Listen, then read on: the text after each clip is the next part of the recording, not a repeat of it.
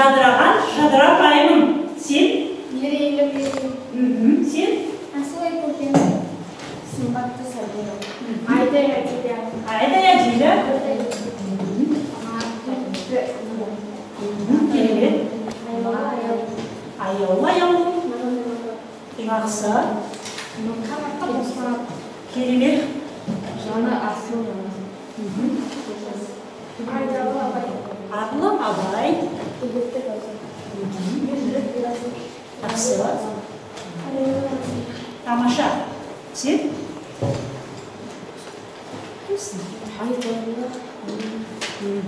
Жақсы. Сабырлы сауыр. Нұрбек. Нағзамын. Нағышылары. Ерімдеріміз. Айбарлы абай. Айбарлы абай. Қандай келем? Жақсылықты жақсы. Жақсы. Енді қазір бүгінгі сабағымызды бастамас бұрын біз топқа бөліп алайық. Менің алдымда, мына қошында бірнеше асықтар бар. Бір шеттен шығайық, келе ойыңыз балалар, бір шеттен топырламаймыз, бір шеттен.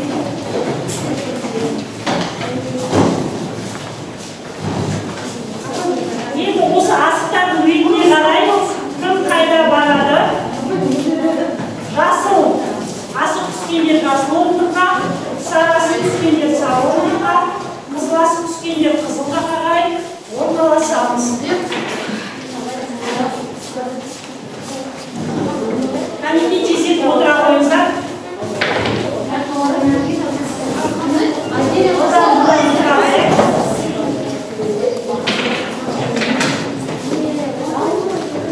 Қызыласы түскендер мынау орындыққа.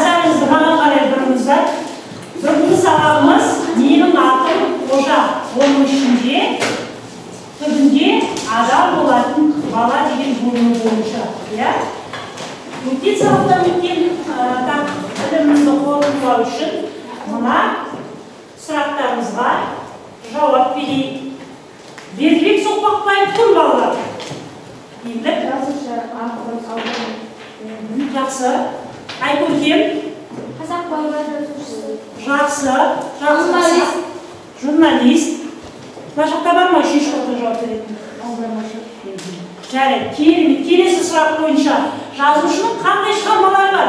Бір-бірлеп айтамыз, жауап бере ғой. Алыста бауыр, бақты жыл деген шығарма. Құлдыз балдар барымен атын қожады. Алинұр? Оны алып жазады. Жақсы. Бұлақ, балғар, менің атым қожа. Менің атым қожа секілді бірнеше шығармалары бар екен. Енді осы шығармалардың ішіндегі 16 жасар чемпион деген шығармасы қандай жаңа нұсқаға ие болды? Кім жауап береді? Жауап бере ғой. Жекпе-жек деген жаңа нұсқаға ие болды. Жекпе-жек деген атаумен қайта басылып шыққан екен. Енді осы жазушының ерекше атын танытқан қай шығармасы екен? Менің атым қожа. Менің атым қожа, Ал енді осы менің атым қожа фильмі туралы қандай мағлұматтар білеміз? Қандай мағлұматтар білеміз? Енді? Менің атым қожа Украиндарға аударылып, жаңа сыйлыққа ие болды. Сыйлыққа ие болған екен, Ерасыл? Қожа болыс атын жақсы көрмейді.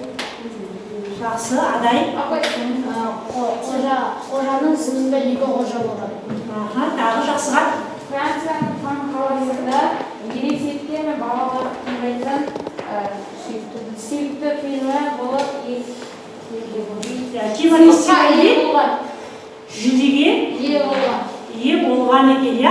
Бұл кинофильмнің режиссері кім екен? Жауап бере ғой. Абдулла Қарсақбаев екен. Жарайды, жақсы кино қай жылы шыққан? 57 жылы жазылды ғой, қай жылы? 63 жылы шықты, иә? Жарайды, жақсы, бірнеше мағлұматтар жинаған екенсіздер. Сонымен, Бердібек Соқпақбаев кім екен? Соқпақбаев туралы қорытындылап жіберейік. Қай жерден неге келген? Ол Алматы облысы Нарынқол ауданы Қостөбе ауылында дүниеге келген, иә? Жақсы. Ол дүниеге 1924 жылы дүниеге келген. Жақсы. Тоқбек. Балалар әдебиет жазушысы. Керемет. Тағы. Қосатындарыңыз бар ма? Жарайды, жақсы.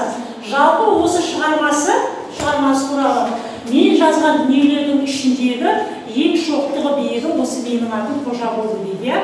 Ол әуелгі уақытта өзім туралы деген атаумен жарыққа шыққан екен. Келесі сіздерге ойлантап деген айдарды берейін деп отырмын. Қараңыздар. Назар аударайық экранға. Ал мына сурет туралы не айтуға болады? Кейіпкерлер туралы қандай оқиғаны білеміз дәрежедегі? Апай, осы кезде лагерьге жолдамаға баратын кезде ол жантасқа мақтанып, ол қожа айтады. Оның жаны бармайтын болса, қожа да мен де бармаймын деп мұғалімнен Майқанова апайға барып бармаймын деп айтады. Және де Жанар айтады, мен баратын бол лагерьге деп, ол Жанармен таңқурай жеп отырып, лагерьге баратын болды. Жақсы. Келесі. Мұна кейіпкер туралы не айтуға болады? Кім айтады? Ал еңлік. Ол Дәулет. Кім? Дәулет, иә. Сұлтанмен қожа деген қожаны үйіне кіргізіп, сұлтан қымыз бар ма деп сұрайды. Сол кезде ол бар деп айтады. Оның кішкентайлығын пайдаланып, екеуі әден қымызға тойып, етті жеп, қарт болып шығады, иә? Жақсы, келесі. Болдым. Жантастың тобынан жауап бере қояқшы, жантастың тобынан жауап бере қой. Бұл Тәмбет. Сұлтан қандай болады? Ол тірікшілер алдайтын атау деп. Жақсы, адай толықтырғым келіп отыр ма? Ал Сұлтан деген қожаның досы. Ол қожаны алдай береді. Сұлтан сойқар бала. балыққа барамын дейді, тағы қайда барамын дейді оны. Жайлауға барамын дейді. Дәлелде ол сойқар болған, ол әкесін алдап, әкесі оны үйіне шығарып беретін болған. Жақсы. Тағы толықтыратындар бар ма? Жарайды, жақсы. Келесі, мынау қайсы? Бұл қожа жантасқа сия атқан кезі. Сия атқан кезі, иә? Жантас не істейді? Жантастың әрекеті қандай болады дейді осы жерде? Жауап бере ғой. Өтірік екеуі түрмелесен де атқан сияқты болады да, мен сені Майзановқа Абайға айтып берем дейді да, жылап кетеді, иә? Былай қараған адамға бұл қожамен дос сияқты болады. Жоқ, төбелесуге келетін сияқты болады ғой, иә? Бірақ өзі жылап болады. Жақсы. Келесі, бұл жер туралы не айтамыз, ағайын? Сұлтан мен қожа қойшының тойына кетеді. Жақсы, керемет. Енді келесі бөлім бізде сөйлемін деп аталады. Яғни кішігірім көрінісіміз бар. Біздің бүгінгі сыныпымыздағы қожамыз жақсы ортаға келе ғой. Жақсы қаттың қазір бөлімін тамашалаймыз. Әрине, бұның бәріне өзім айттымын. Мен бұзықтығымды тоқтатуым керек. Мен үшін аяулы анам жайлаудан мен үшін келер еді. Сол үшін мен бұл жаман істерімді тоқтатамын. Мен күн тәртібін жариялаймын. Мен күн тәртібімді протоколға толтырып, күндегісін күнде жазып отырамын. Тұр, қожа. Бұған да жан керек-ау. Отыр. Отыр. Сен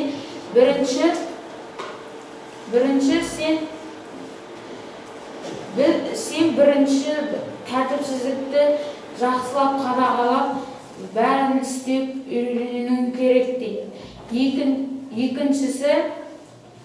Екіншісі сен балдарға тиіссең, сен бір күн бойы ас іспейсің. Ал сабақтан кешігіп, бәрін дұрыс істемесең, сен сыныпта қоңырауға шықпай, тапжылмай отырасың. Егер де біреудің уақ қозысы, қазы, иті кіріп кетсе, оны ұрмай, соқпай, айдап шығуың керек. Сен оны ұрмай айдап шықсаң, ештеңе де болмайды. Мен баяғыда бір баланың қызыл қоразын айдап шығамын деп өлтіріп қойғанмын. Тағы да үшінші. Ал оқушылар, қалай ойлайсыздар? Осы оқиғадан кейін қожа түзелді ме? Қожаның түзелуіне, осындай түзелемін деп шешімге келуіне не себеп болды? Еңлік. Анасының үйленбеймін деген сөзінен кейін. Анасының? Үйленбеймін деген сөз. Иә, тағы. Анасының жанашырлығы, оның аяуы. Жақсы. Сосын ол мектеп күзететін Сәйбек атайдың сөзіне де мән беріп түзелді. Иә, ол қандай сөз айтып еді? Ол әкесінің мақтағы, ол әкесі оған кезінде ат берген. Ол Сәйбек ағай оны жіберген кезде ол батпаққа түсіп өлген. Осының бәрі шығарған кезде ол өліп қалады. Жалпы әкесін жақсы адам еді деп айтады, иә? Сенің әкең өте керемет адам. Егер соған ұқсасаң қандай боласың дейді? Директор емес, одан да үлкен дәрежеге жетуі мүмкін дейді, иә? Адай, сен не айтасың? Ол ағаштың үстінде директормен Майханова сөйлесіп отқанын естіп қойды. Майханова қожаны мақтап, ол соңында адам болады деп айтады. Түбінде жалпы адам болатын бала деп айтады, иә? Ал қожаның Майхановаға деген көзқарасы қандай еді? Оны қожа дұшпаны деп жүрмеді. Оны ойлайтын, иә? Майханованы ата жауы көретін, дұшпаны көретін. Ал жақсы, экрандағы әріптер сөйлейді тәсіліне жауап берейік. Қожа берген деген жағы неге? Ары қарай жалғастырайық. Қ. Қостөбе. Жақсы. Қамқоршы. О. Оға жауап берейік. О. Оқушы. Ж. Жайдарова. А. Хан Тәңірі. Б. Бұға кім жауап береді? Жақсырақ. Абдулла. Е. Абай. Ал Нұрбек. Әжесі. Е. Е ғой. Адиля. Е. Г. Р бар екен. Рақымды. Сосын Г деген бар екен. Жауап бере ғой. Г. Жүлдейді. Жүлде, кәпшілді әртүрлі айта беруге болады, иә? Келесі. Есті. М. Жауап бере ғой. Үшінші. Намысшыл деп осылай әріптерді сөйлетуге болады екен, иә? Келесі енді бізде постер қорғаймыз оқушылар. 3 топқа алдарыңызға арқаға састадым. Бірінші топ. Қожа қандай оқушы дегенде сурет салып, әдемілеп қорғаймыз. Қожа қандай оқушы? Екінші топ. 5 жолды өлең стратегиясы ана топқа, жантастың тобына. Жанардың тобына қожа мен жантасты салыстыру беріледі. Ал берілетін уақыт 5 минут.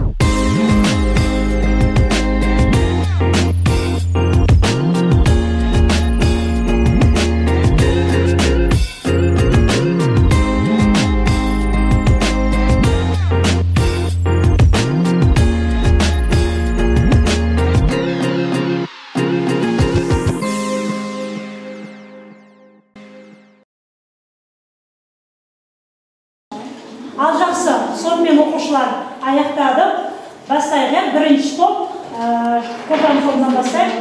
Бердібек Соқпақбаев дүниеге келген ауыл қалай аталады? Қостөбе ауылы. Қостөбе ауылы. Келесі, қожаның шығармадағы рөлі? Оқушы. 16 жасар чемпион хикаятының жаңаша атауы қалай? 3-ші топ? Жекпе-жек дұрыс. Келесі, Бердібек Соқпақбаев қай таудың баурайында балалығын өткізді? Хан Тәңірі, иә? Жақсы. Келесі, менің атым қожа кинофильмінің режиссері кім? Абдулла. 3-ші топ. Қожаны кім қатты еркелетті? Әжесі. Келесі, жолдама қайда берілді? Кім? Махаббат? Лагерге берілді. Келесі, 1967 жылы менің атым қожа фильмі француздың Канн қаласындағы жастар мен балаларға арналған кинофильмдердің халықаралық фестивалінде неге ие болды? Жүлдеге ие болды. Жақсы. Келесі, қожа қай сыныпта оқиды? Жоқ, 3-ші топта. 3-ші топта. Жауап бермеген оқушылар болса? Жақсы. 5-ші сыныпта оқиды. Соңғы сұрақ, Бердібек Соқпақбаев мұғалімдік қызмет атқарған жері қалай аталатын еді? Нарын қол жерінде, иә? Жарайды, жақсы, өте жақсы балалар. Жауаптарыңыз керемет. Келесі, экранға назар аударайық. Келесі айдарымыз, бұл кім айдары? Бұл кім? Мұқият қараймыз. Қазір сіздерге осы айдар бойынша әрбір кейіпкердің айтқан сөздерін жасырамын, сол арқылы қай кейіпкер екенін табуымыз қажет. Ал, мен сенің әкеңе қарызгер адаммын. Менің ойымда бір шеттен. Менің ойымда оның қиын емес, бақандай бір қарашы. 1-ші топ. Кім айтты бұл сөзді? Кім айтты? Мен бақандай бір қарашы жерде. Ал? Себет қағайды, иә? Жақсы. Келесі,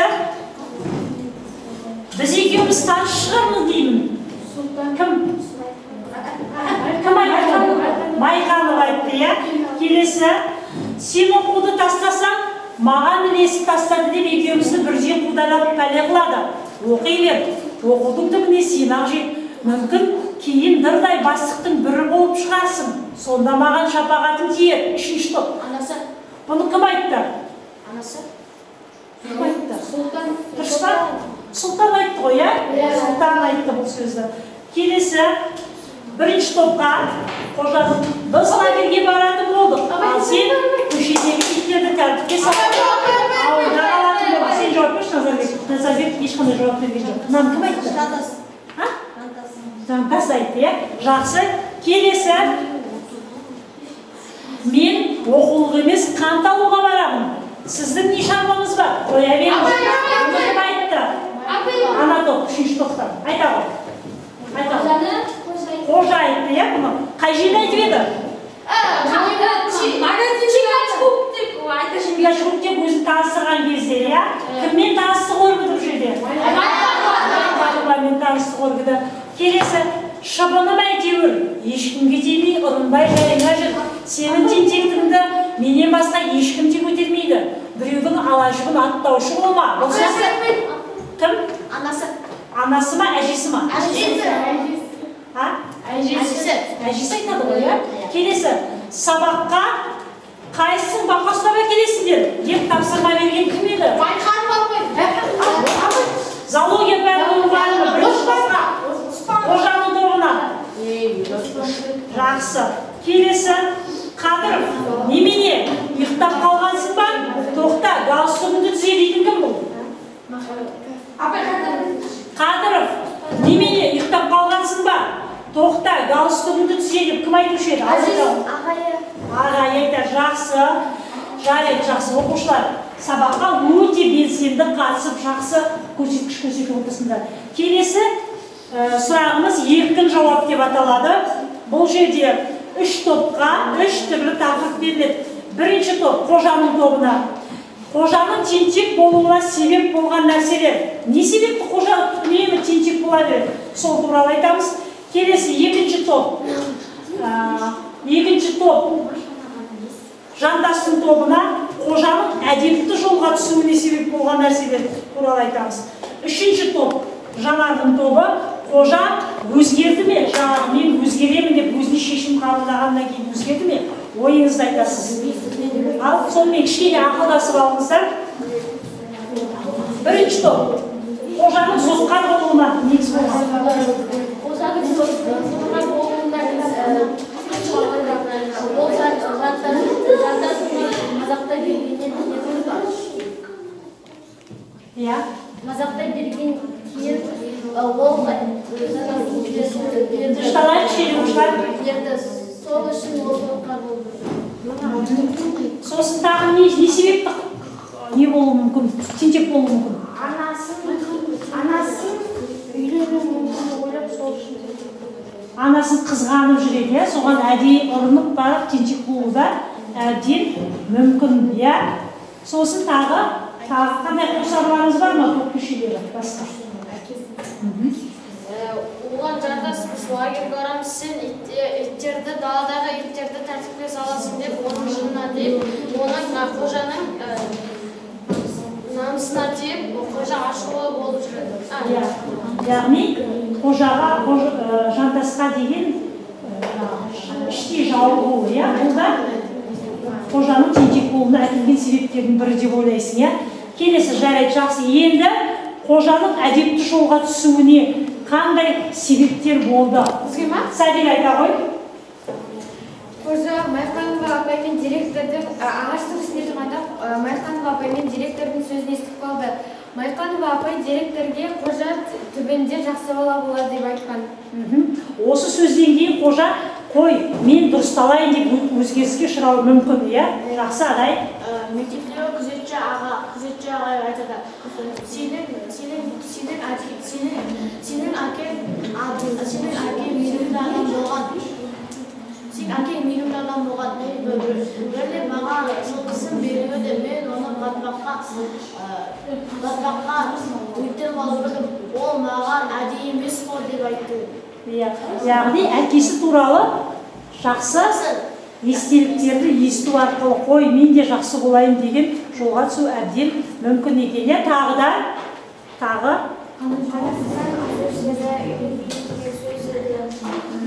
Тағы қандай себептер болуы мүмкін? Жанарға ұнау үшін жақсаруы мүмкін ба? Жақсы жолға. Жанарды ол іштей ұнататын, болашағын ойлау үшін де жақсаруы мүмкін бе? Әбден мүмкін. Жарайды, жақсы жауаптарыңызға рахмет. Келесі үшінші топ, Жанардың тобына. Осыдан кейін қожа өзгерді ма? Қалай ойлайсыздар? Өздеріңіз ойыңызды айта ғой, Сатила. Жоқ, себебі ол айна қарап өзінің сөзінде тұрған жоқ. Ол әкесін сағынуда, әкесінің күні-түні суретін қарап өзімен-өзі сөйлесетін болды. Ол өзінің тәртіпсіздігін қайта жалғастырды. Оны мектеп директорына шақырды. Өзгермеді дейсіз, ойлайсың, Басқа топ мүшелерінен өзгерді деп ойлайтындар бар ма? Ал, айта ғой. Ол өзгерді деп ойлаймын. Яғни, анасына уәде беріп еді ғой? Не дейді? Анасына уәде береді. Болды. Осы соңғы рет уәдем анашым дейді, маған сеніңіз дейді. Маған сеніңіз деп айтады да, ант береді. Ант береді, яғни осыдан кейін сенің ойыңша қожа өзгеге болуы әбден мүмкін. Жақсы. Енді Бердібек Соқпақбаевтың, нұрып отыра ғой жаным, Бердібек Соқпақбаевтың өзінің айтқан сөзінде бір сұхбатында былай деген екен. Мен осы шығармадағы, жазардағы ең басты мақсатым оқушыларды, балаларды жақсылыққа тәрбиелеу. Қожа есер емес, есті тентек. Бір көргеннен адамға жаман бала, қиын бала сияқты болып көрінеді. Кейін мүлде өзгеріп, жақсылардың қатарына қосылып кететін балалар аз емес қой дейді, Енді қазір кері байланыс орнатайық оқушылар. Сіздерге бүгінгі сабақта не түсінікті болды, не түсініксіз болды, осы жайлы. Егер де барлығы түсінікті десеңіз, жасыл белгіні көтереміз. Мен әлі де түсінбедім десеңіздер, бар десеңіз қызыл, әлде біреуді қажет етемін десеңіздер сары белгіні көтерсеңіз болады. 3 топтан тек қана топ мүшелері көтереді. Топ мүшелері. Жасыл. Яғни бәрімізге бүгінгі сабақ түсінікті болды. Сабағыларына балалар? Ұнады, иә? Жарайды, енді қазір далаға жіберейік бір-бірімізді. Қазір алдымызда мана қалған асықтарымыз бар ғой, иә? Сол асықтармен аламыз. Қарсылас топтағы өзіміздің сіздерге қарама-қарсы 2 топ бар. Бірі Жанардың тобы, бірі Жандастың тобы. Осы топқа топ мүшелерімен келісе отырып, қай топтың жауабы сізге ұнады, соған қарай 2 топқа бөліп беруге болады. 4-4-тен бөліп берсеңіз де болады. Или болмаса, ана топқа 5-еуін, ана топқа 3-еуін, или болмаса 2-еуін, 6-ауын деген сияқты өзіңіз білесіз. Өз еріктеріңізді махаббатқа бере қойыңыз.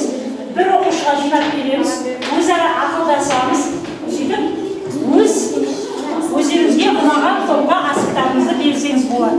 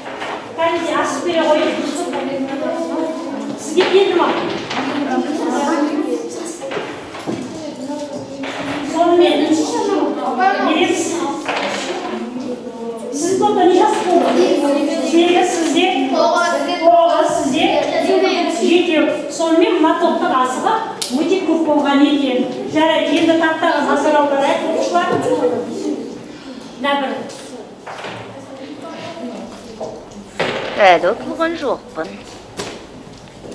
Ал енді сақтан. Ұта бастаймын. Ұтпасаң қайтесің? Онда дүниедегі нағыз мақтаншақтың өзі болайын. Дүниедегі нағыз мақтаншақтың өзі боласың. Мүмкін болмаспын. Боласың. Бола қоймаспын. Міне қараш, ұтылдың. Мен ұтылдым ба? Ұтылдың. Ұтылған сенсің. Ұтылдың. Ойынды бұзғаның ұтылғаным. Ұтылдың. Мақтаншақ қожа. Дойбының халықаралық ережесі бойынша. Мақтаншақ қожа. Мақтаншақ қожа. Өзің мақтаншақсың. Жексұрын. Шық біздің үйден. Жарайды, кетеді. Шық деймін. Бәрібір сенікі дұрыс емес. Кет. Енді қайтып келуші болма біздің үйге. Қарайды, бұл жерде Жанармен екеуі ойынның үстінде келіспей қалады, иә? Қарасы артынан келіп екеуі достасып тұр. Бұл жерде Жанарым кешірім сұрайды, Саған қожа, көптен бері айтайын деп жүрем. Дойбы ойнағанда қателік менен болды. Жоқ, мен ғой ұтылған. Бұдан былай дойбы ойнамайық. Келесі көрдіңіздер, ол ішінде Жанар не айтып біледі? Ал, Бұл мен саған көптен бері айтқанмен сұрадым. Мені кешірші, дойбы ойнағанда менен қателік кетті. Сол кезде қожа енді дойбы ойнамай қояйыншы деді. Енді дойбы ойнамай ақ қояйықшы дейді. Сонымен келетін шығатын қорытынды қожа